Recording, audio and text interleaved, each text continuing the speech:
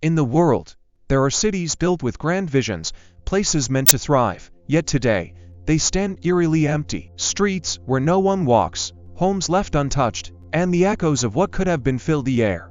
What happened to these once promising places? Why did the people leave? And why hasn't anyone returned? As we reveal these stories, you might find that the silence of these cities holds more than just abandoned buildings. It hides a truth that is as haunting as it is intriguing. Ordos, located in the Inner Mongolia region of China, is often referred to as one of the world's most famous ghost cities. Originally designed as a modern metropolis intended to accommodate over 1 million residents, the city's Kanbashi district is an architectural marvel with wide boulevards, futuristic buildings, and expansive public spaces. However, despite its ambitious design and rapid construction, Ordos remains largely uninhabited, with only a fraction of its intended population residing there.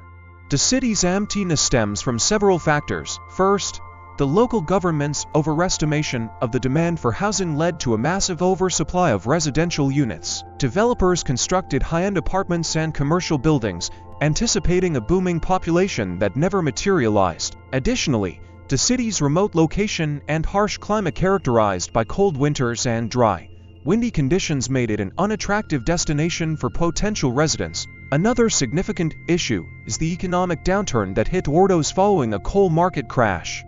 Ordos' economy heavily relies on coal, and when prices plummeted, the local economy suffered, causing many investors to pull out and leading to a halt in further development. As a result, many of the city's buildings remain unoccupied, with entire neighborhoods standing eerily empty. Efforts to attract residents through incentives and government initiatives have seen limited success. Despite these challenges, Ordos has become a symbol of China's rapid urbanization and the risks associated with speculative real estate development. While the city is not entirely deserted, its vast empty spaces and underutilized infrastructure make it one of the most well-known examples of a modern ghost city. Naypyidaw, the capital of Myanmar, is a city that has puzzled many since its inception in 2005. Unlike other capitals bustling with activity, Naypyidaw stands out for its vast empty spaces and underpopulated streets. Despite being the political and administrative heart of the country, the decision to move the capital from Yangon to Naypyidaw was shrouded in mystery, with the government citing reasons such as strategic defense, better geographical centrality, and a desire to ease congestion in Yangon. However, the rapid and secretive manner in which the city was constructed, reportedly under the guidance of astrologers, added to its enigmatic nature. Naypyidaw is designed with grand infrastructure, including multi-lane highways, sprawling government complexes, and opulent hotels. Yet, these facilities often appear deserted. The city was built to house several million people, but its current population is estimated to be only a fraction of that. One of the reasons for this is the forced relocation of government workers and their families, who were moved from Yangon to fill the new capital. Many of these workers, however, continue to live in Yangon and commute to Naypyidaw for work, contributing to the city's ghostly feel. The city's isolation is another factor contributing to its emptiness. Located 320 kilometers north of Yangon, Naypyidaw is relatively remote, making it less appealing for businesses and ordinary citizens. The lack of economic opportunities and social amenities further discourages people from settling in the city. Despite its emptiness, Naypyidaw hosts important governmental functions and has hosted international events like the ASEAN Summit, showcasing its modern infrastructure. However, its sprawling emptiness and the contrast between its design and reality continue to make Naypyidaw a symbol of Myanmar's complex political landscape. Varosha, a district in the city of Famagusta, Cyprus, was once a bustling tourist destination, renowned for its pristine beaches and luxurious hotels. In the 1970s, it was the go-to destination for celebrities and affluent travelers, making it one of the most popular vacation spots in the Mediterranean. However, the city's prosperity was abruptly halted in 1970 when Turkey invaded Cyprus in response to a coup aimed at uniting the island with Greece. During the invasion, Varosha's residents fled, leaving behind a thriving city that quickly turned into a ghost town. The Turkish military took control of Varosha, fencing it off and prohibiting anyone from entering, including its original inhabitants. Since then, the district has remained frozen in time, its once glamorous hotels and resorts slowly decaying under the harsh Mediterranean sun. The abandonment of Varosha is deeply tied to the broader conflict between the Greek Cypriots and Turkish Cypriots. The ongoing political tension has left the city in a state of limbo, with no clear resolution in sight. Varosha's status has been a contentious issue in peace negotiations, with both sides claiming rights to the territory, but a lasting agreement has yet to be reached. As the decades passed, nature began to reclaim Varosha. Vegetation has overgrown the streets, buildings have crumbled, and the once bustling beachfront is now eerily quiet. The city's decay serves as a stark reminder of the human cost of conflict and the fragility of prosperity in the face of geopolitical strife. Despite recent talks of reopening the city, Varosha remains largely uninhabited and off-limits to the public. In 2020, the Turkish government partially reopened a small section of the beachfront, but the majority of the city remains inaccessible, standing as a haunting symbol of a divided island and the unresolved conflict that continues to shape the lives of those on both sides. Fordlandia, located deep in the Amazon rainforest of Brazil, is a haunting reminder of industrial ambition gone awry. Established in 1928 by the American automobile magnate Henry Ford, Fordlandia was envisioned as a massive rubber plantation that would supply for its car manufacturing operations with a steady stream of latex for tires. At the time, the global demand for rubber was skyrocketing, and Ford sought to gain control over his supply chain by creating a self-sufficient rubber production operation. Ford's vision for Fordlandia extended beyond just rubber production. He sought to create a model American town in the heart of the Amazon, complete with schools, hospitals, and modern housing for the workers. The town was built in a style reminiscent of small-town America, with neat rows of wooden houses, a central square, and even a golf course. Ford also imposed strict rules on the workers, banning alcohol, mandating a particular diet, and enforcing American-style working hours, all of which clashed with the local culture and lifestyle. Despite its ambitious start, Fordlandia was doomed from the outset. The project faced numerous challenges, beginning with the unsuitable environmental conditions for rubber trees. The Amazon's climate and soil were not conducive to the type of rubber production Ford had envisioned, and the trees were plagued by diseases and pests. Ford's lack of understanding of the local ecosystem, combined with his refusal to heed the advice of agricultural experts, led to repeated crop failures. Cultural clashes further exacerbated the difficulties. The local Brazilian workers resisted Ford's strict rules and American way of life, leading to labor unrest and, eventually, riots.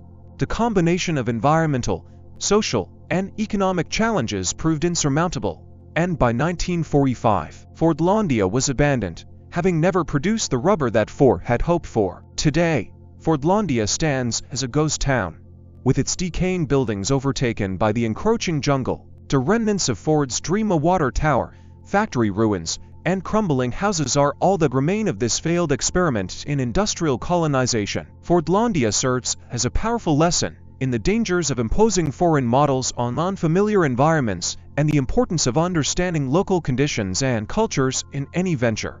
Kolmanskop, located in the Namib Desert of Namibia, is a ghost town that once thrived during a diamond rush in the early 20th century. Founded in 1908 after a railway worker discovered a diamond in the area, Kolmanskop quickly grew into a bustling mining town. The German colonial government, eager to capitalize on the diamond wealth, established Kolmanskop as a model town with all the amenities of European life, despite its remote desert location. At its peak, Kolmanskop was a prosperous community. The town boasted impressive infrastructure, including a hospital, a school, a theater, and even an ice factory, an unusual luxury in the middle of the desert. The homes were built in a grand German architectural style, and the town became known for its opulence, with residents enjoying a high standard of living. However, Kolmanskop's fortunes were tied directly to the diamond industry. As the diamond fields were exhausted, the town's prosperity began to wane. The discovery of richer diamond deposits further south in Arrangement in the 1920s accelerated the decline, as miners and their families relocated in search of better opportunities. By 1956, Kolmanskop was completely abandoned, left to the mercy of the encroaching desert sands.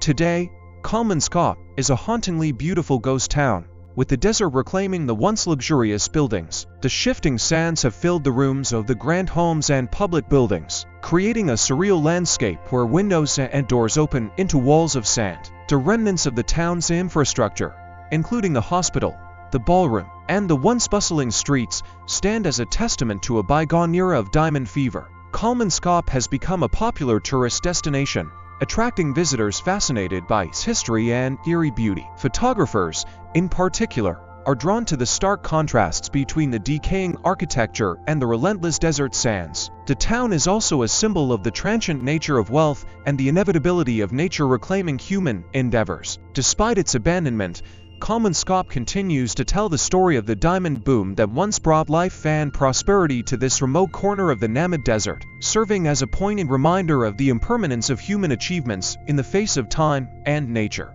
Kayaköy, located in southwestern Turkey, is a ghost village with a rich and tragic history. Known as Levisi before the 20th century, the village was home to a thriving Greek Orthodox community that had lived there for centuries. The village, nestled in a picturesque valley near the town of Fethai, was once filled with hundreds of stone houses, churches, and schools, all reflecting the traditional Greek architectural style.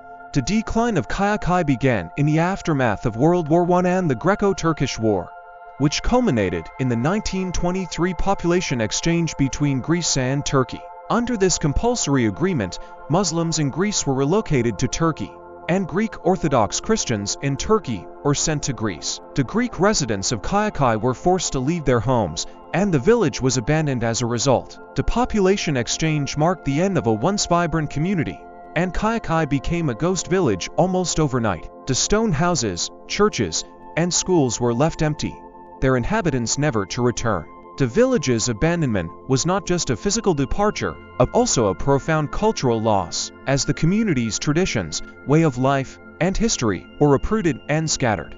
Over time, the elements took their toll on the village. Many of the buildings fell into disrepair, with roofs collapsing and walls crumbling. Despite this, Kayaköy has retained much of its original charm, with the ghostly ruins standing as silent witnesses to a past era. The village's two main churches, in particular, remain remarkably well preserved, offering a glimpse into the spiritual life of the former inhabitants. Today, Kayaköy is a protected archaeological site and a poignant symbol of the consequences of war and forced migration. The village has become a popular tourist destination, drawing visitors who are captivated by its haunting beauty and historical significance. Walking through the abandoned streets of Kayaköy, one can still feel the echoes of the lives that were once lived there, making it a powerful reminder of the enduring impact of historical events on communities. Kayaköy's story is one of loss and resilience, illustrating how entire communities can be erased by the forces of history, yet continue to exist in memory and in the ruins they leave behind. Ciudad Real, located in the central region of Spain, is a striking example of an ambitious infrastructure project that ultimately became a symbol of overreach and miscalculation. At the heart of this story is the Ciudad Real Central Airport, also known as Don Quijote Airport, which was built with the vision of becoming a major transportation hub for Spain and Europe.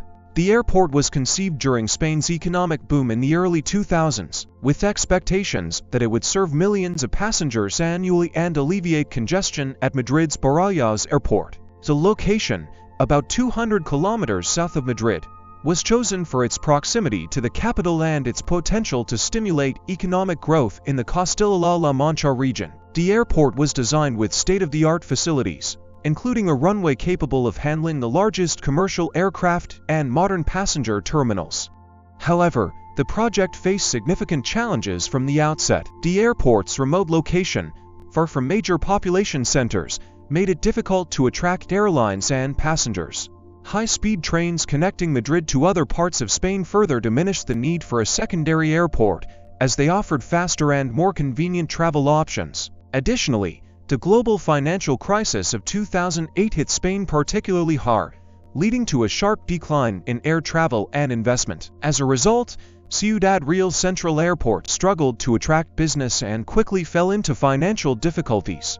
After a few years of minimal operations, the airport was forced to close in 2012, just 4 years after opening. The closure left behind a modern, fully functional airport that was largely unused, with only occasional flights and maintenance activities taking place. The airport's failure had a ripple effect on the surrounding area, as the expected economic boost never materialized. The infrastructure built to support the anticipated influx of passengers, including hotels and roads, remains largely underutilized. Ciudad Real's Central Airport has since become a symbol of the dangers of speculative investment and the consequences of poor planning. Today, the airport stands as a ghostly reminder of grand ambitions that never came to fruition. While there have been occasional efforts to revive the airport, it remains largely dormant, a stark contrast to the bustling hub it was intended to be. The story of Ciudad Real's Central Airport is a cautionary tale about the risks of overestimating demand and the importance of realistic planning in large-scale infrastructure projects. Pripyat, Ukraine, is a city frozen in time, synonymous with one of the worst nuclear disasters in history. Founded in 1970 to house workers of the nearby Chernobyl nuclear power plant, Pripyat was once a thriving community of nearly 50,000 residents, complete with schools, hospitals, and cultural amenities. However, the city's fate changed dramatically on April 26, 1986, when Reactor No. 4 of the Chernobyl plant exploded, releasing a catastrophic amount of radioactive material into the atmosphere. Following the explosion, Pripyat was evacuated within 36 hours. The evacuation was initially described as temporary, but it quickly became permanent as the full scale of the disaster became apparent. Residents were forced to leave behind their belongings, and the city was left to decay under the influence of radiation. Today, Pripyat remains an eerie ghost town, its buildings slowly crumbling, overtaken by nature, and frozen in time as they were on that fateful day in 1986. The high levels of radiation in Pripyat have made it uninhabitable for decades. Although radiation levels have decreased over time, the area remains part of the Chernobyl exclusion zone, a 30-kilometer radius around the disaster site that is largely off-limits to permanent human habitation. Only a few workers and scientists who monitor the site and conduct research on radiation effects are allowed in the area, and even they adhere to strict safety protocols to limit exposure. Pripyat has become a symbol of the dangers of nuclear power and the devastating human and environmental costs of technological failures. It attracts a limited number of tourists each year who visit under controlled conditions to witness the haunting remnants of the abandoned city. The sight of deserted schools, rusting amusement parks, and personal belongings left behind in a hurry serves as a powerful reminder of the fragility of human civilization in the face of such disasters. Despite its emptiness, Pripyat's legacy endures as a poignant testament to the human and environmental impacts of the Chernobyl disaster, a legacy that will continue to resonate for generations to come.